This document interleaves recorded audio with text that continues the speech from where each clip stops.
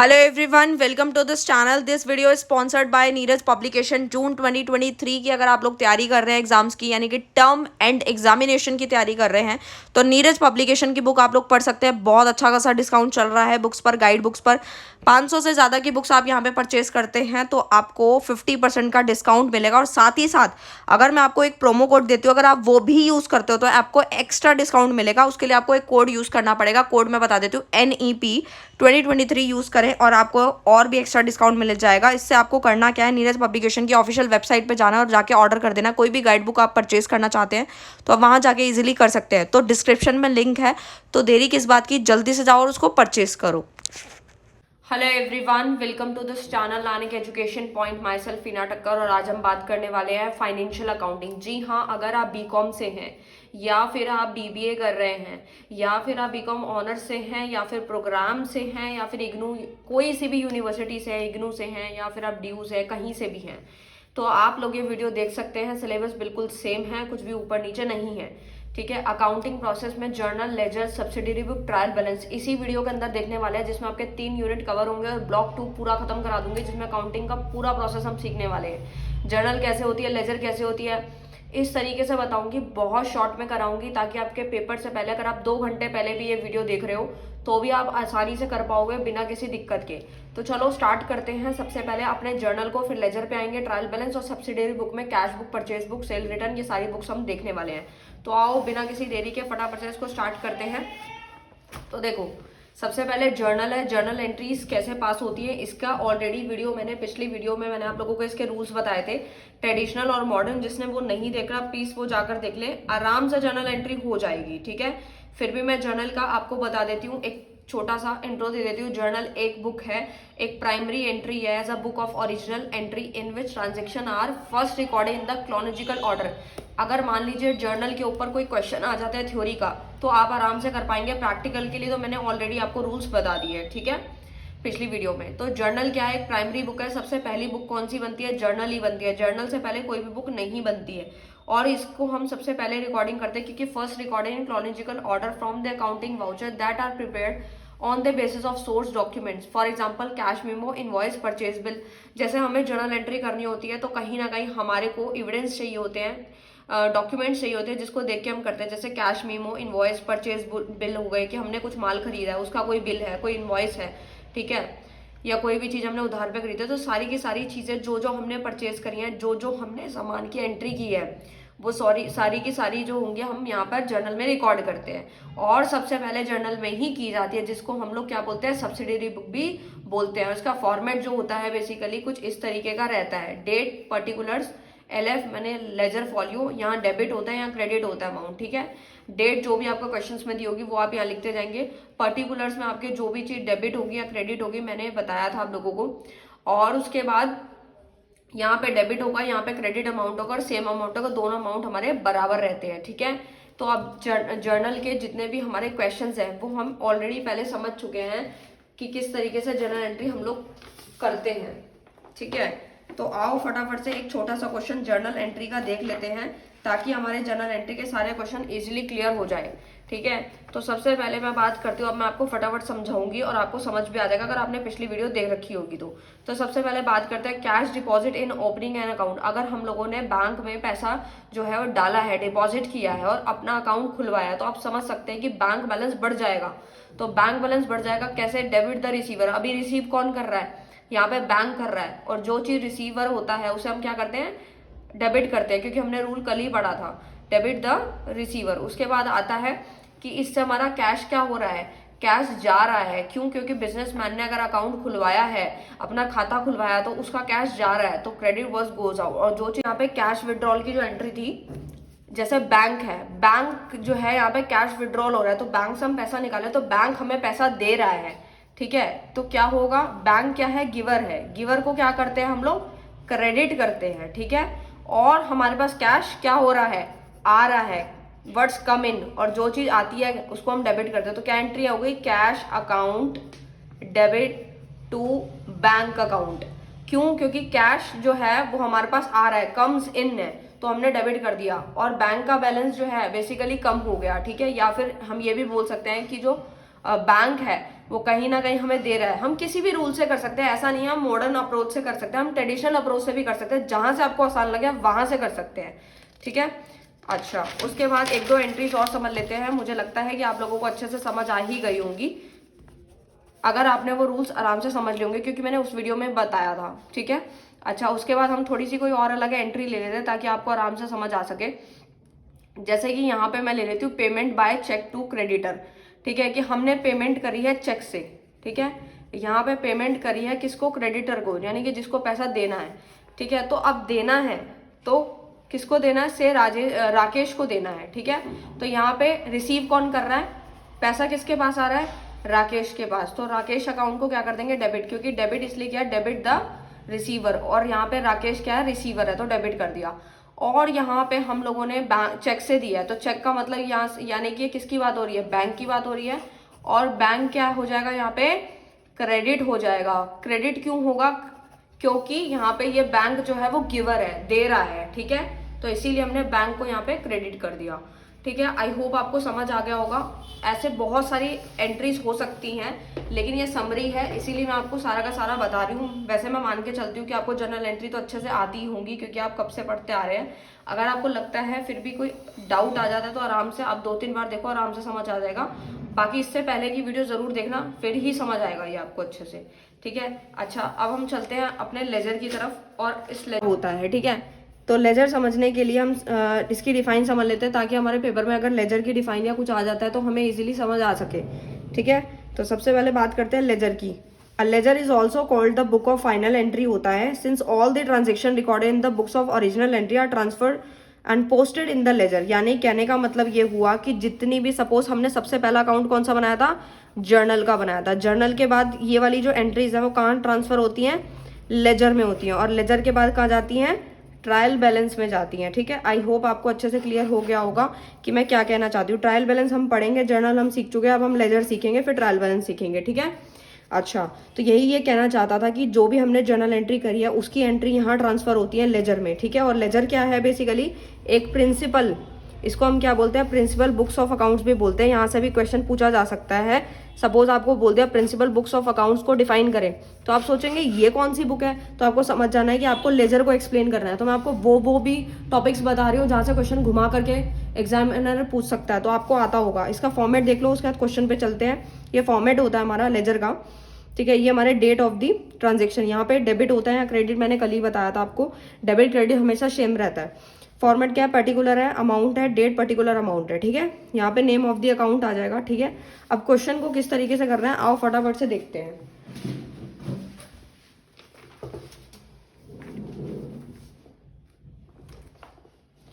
सो ये देखिए, ये हमारा क्वेश्चन है, ठीक है। मैं क्वेश्चन सामने रखा है आप लोगों के लिए। अब मैं मान के चलती हूँ कि आप लोगों को जर्नल एंट्री क्लियर है, ये जर्नल एंट्री बनी हुई है। अब पोस्टिंग करना सीखते हैं कि जर्नल से लेजर में किस तरीके से पोस्टिंग होती है। पहले मैं आप लोगों को ये समझा देती हूँ रूल क्या है, इसको करते कैसे हैं, ठीक है। शॉर्टकट बता देती हूँ, उसके बाद आपको आसानी से समझ आ जाएगा, ठीक है। आप समझ लो, ये हमारा जर्नल है, ठीक है। सपोज मान लीजिए मैं एक एग्जांपल ले रही हूँ, राम अकाउंट को हमने यहाँ पे डेबिट किया था टू कैश अकाउंट, ठीक है। और यहाँ पे सपोज 500 रुपीज था, ठीक है। Ram account to cash account था। तो अगर हम लेजर बनाते हैं, ठीक है, ये हमारे लेजर का, अभी मैंने आपको बताया था लेजर का फॉर्मेट क्या है। यहाँ पे डेट है, यहाँ पे पर्टिकुलर्स है, यहाँ पे आपका LF का कॉलम है, और यहाँ पे अमाउंट है, ठीक है। सेम यही चीज यहाँ फॉलो होती है। डेट हो गया, पर्टिकुलर्स हो गए, LF का कॉलम है और अमाउंट है, LF आप खाली छोड़ दीजिएगा, ठीक है। तो इस तरीके से होता है, ठीक है। अब क्या है, सपोज मान लीजिए राम अकाउंट यहाँ पे क्या हो रहा था जर्नल एंट्री के अंदर, यहाँ हम लेजर बना रहे हैं, ठीक है। अगर आप ये समझ गए तो समझ लेना आपने हर एक क्वेश्चन लेजर का समझ लिया। लेकिन अगर आपने ये नहीं समझा तो आपको बहुत दिक्कत आएगी। मैं बहुत शॉर्टकट तरीके से समझा रही हूँ। जैसे कि जर्नल आपके यहाँ पे मैं बता रही हूँ कि जर्नल एंट्री को देख के ही लेजर बनाई जाती है, ठीक है। तो जैसे राम अकाउंट यहाँ पे डेबिट हो रहा है, ठीक है, कितने से, 500 से हो रहा है। तो आपको याद रखना है ये राम अकाउंट यहाँ पे डेबिट ही होगा, यहाँ पे डेबिट ही होगा। पहले आप अमाउंट लिख लीजिए, 500 रुपए से ही होगा, और डेबिट वाले कॉलम में भी जाएगा। लेकिन राम का नाम ना लिखकर जो क्रेडिट में जो नेम दिया है वही नाम लिखना है यहाँ पर। तो हमेशा याद रखना कि जो भी हम लोग कोई भी अकाउंट बनाते हैं तो डेबिट साइड हमारी ये रहती है, क्रेडिट ये रहती है, और डेबिट के अंदर टू लिखा जाता है हर एंट्री के साथ, और क्रेडिट वाली एंट्री के साथ बाय लिखा जाता है। कॉमर्स वाले बच्चों को मुझे पता है ये छोटी छोटी चीज़ें पता हैं, लेकिन मैं वीडियो सबको देखते हुए बनाती हूँ कि अगर कोई साइंस बैकग्राउंड वाला, अगर वो बेचारा बच्चा देख रहा है और उसको कुछ नहीं आता कॉमर्स में, तो उसको दिक्कत ना हो, ताकि उसको ये पता लग जाए कि ये टू और यहाँ बाय क्यों लिखा है। इसीलिए मैं समझा रही हूँ, जिनको आता है वेरी गुड, ठीक है। तो टू, यहाँ पे टू लिखेंगे, टू करके यहाँ पे कैश का नाम लिखेंगे, टू कैश अकाउंट 500 रुपए, ठीक है। यहाँ तक आपको डाउट क्लियर होगा? नहीं समझ आया दोबारा से समझो। कहने का मतलब ये है कि जब भी हम जर्नल एंट्री करते हैं, पहले डेबिट में जो एंट्री हुई है वही डेबिट वाले कॉलम में उतना ही अमाउंट आएगा, बस डेबिट के नाम से नहीं, क्रेडिट के नाम से आएगा, ठीक है। अब सेम क्या करना है देखो, अब कैश अकाउंट यहाँ पे क्या हो रहा था, क्रेडिट हो रहा था, कितने रुपए से, 500 रुपए से। तो 500 रुपए से मैंने कैश को क्रेडिट ही किया है, यहाँ पे कैश ना लिखकर क्या लिखूंगी, राम लिखूंगी मैं। ऐसे ही करना है सारा का सारा क्वेश्चन, इसी तरीके से करना है, कुछ भी चेंज नहीं है।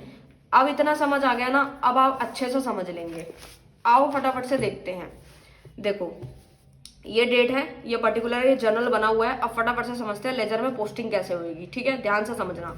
यहाँ पर कैश अकाउंट 3 मई को यहाँ पे डेबिट हो रहा था 600 से। अब फटाफट से देखो कैश अकाउंट, हमें ना सारे अकाउंट अलग अलग बनाने होते हैं, ठीक है। जैसे हमें पहले एंट्री देख लेनी है कितने अकाउंट बनेंगे। यहाँ पे कैश अकाउंट है, कैश अकाउंट का अलग अकाउंट बनेगा। यहाँ बैड डेट रिकवर अकाउंट है, उसका अलग अकाउंट बना देना है। बिल्कुल फॉर्मेट सेम है, कुछ भी चेंज नहीं है, बस नाम ऊपर लिख देना। मोहन है तो मोहन का अलग से अकाउंट बन जाएगा, ठीक है।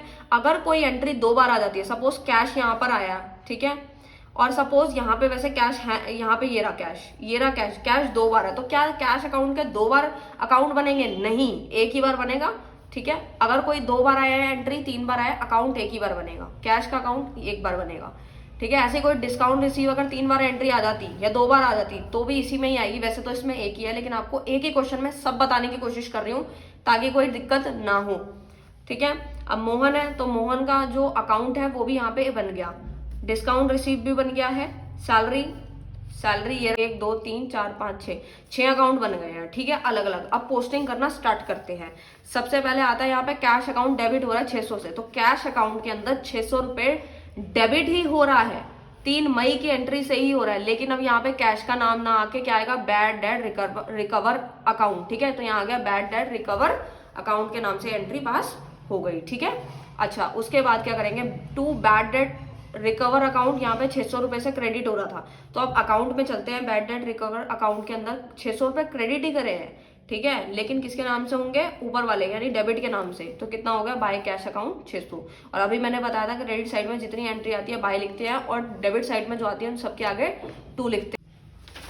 स्टूडेंट्स अब हम देखते हैं जल्दी से फटाफट से ट्रायल बैलेंस कैसे करना है। बस आपको ये जो पेज है ये पूरा रट लेना है, इससे बाहर एक भी क्वेश्चन नहीं बनेगा ट्रायल बैलेंस का। ट्रायल बैलेंस में आपको क्लियर वर्ड से याद रखना है, CLEAR, क्लियर, ठीक है। C मतलब कैपिटल है, L मतलब लाइबिलिटी, E मतलब एक्सपेंस, A मतलब एसेट्स, R मतलब रेवेन्यू, ठीक है।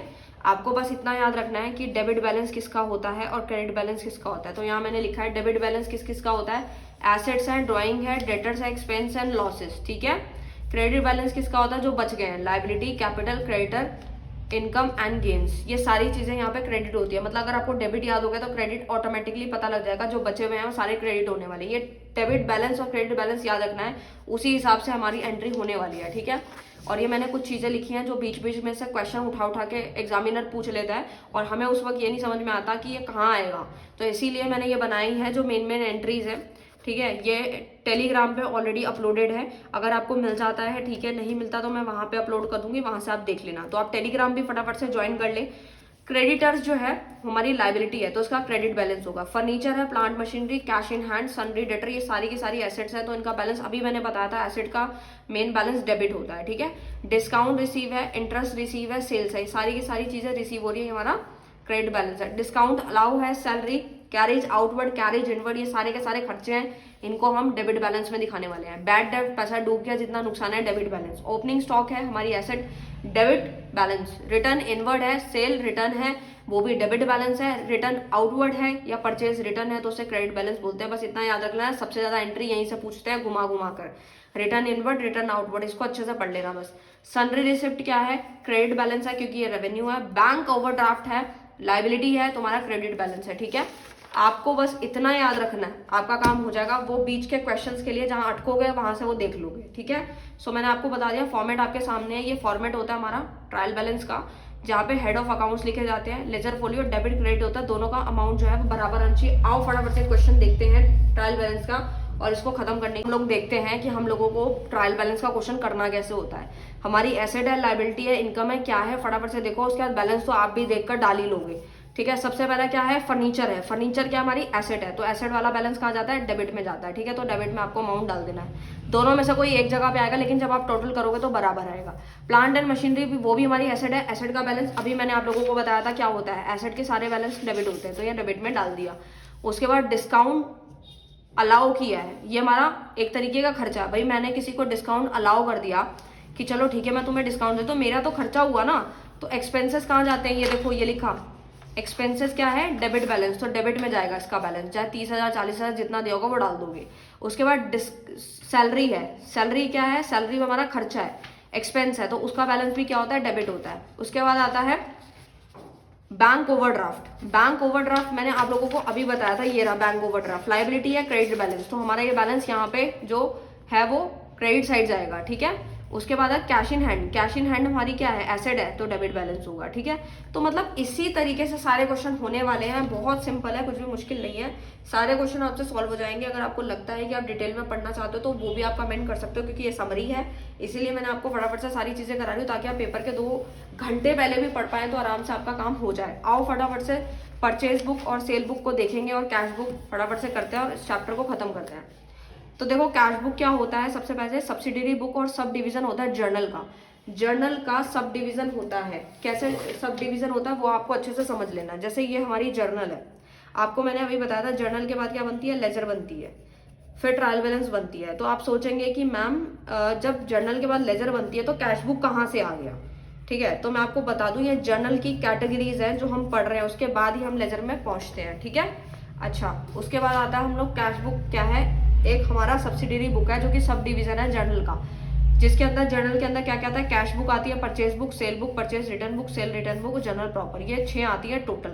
कैश बुक क्या होती है, जिसमें receipt and payment of cash, यानी कितना कैश आ रहा है, कितना कैश जा रहा है। अब मैं बताती हूँ ये ऐसा क्यों हो रहा है यहाँ पर। ये हमें इसीलिए पढ़ाया जा रहा है क्योंकि जो जितना भी हमारी जर्नल होती है, बहुत सारे बड़े बड़े बिजनेस जो होते हैं उसमें बहुत सारी एंट्रीज होती है। अगर हम एक ही एंट्री पास करेंगे जर्नल में तो बहुत बर्डन पड़ जाता है, इसीलिए हम अलग अलग बुक्स बनाना शुरू कर देते हैं ताकि हमें इजीली चीजें मिल जाए। कि अगर हमने जितना परचेज किया तो हम परचेज बुक खोल लेंगे, कैश बुक में हमें सारी कैश की रिकॉर्डिंग मिलेगी, हमारा कितना माल गया, कितना आया, उसमें से कितना रिटर्न आया, सबकी बुक्स अलग अलग बन रही है ताकि चीजें ढूंढने में आसानी हो, ठीक है। तो कैश बुक में सारी की सारी रिसिप्ट और पेमेंट, जितना पैसा आ रहा है, जितना जा रहा है कैश से रिलेटेड, वो सब कुछ हम कैश बुक में रिकॉर्ड करते हैं।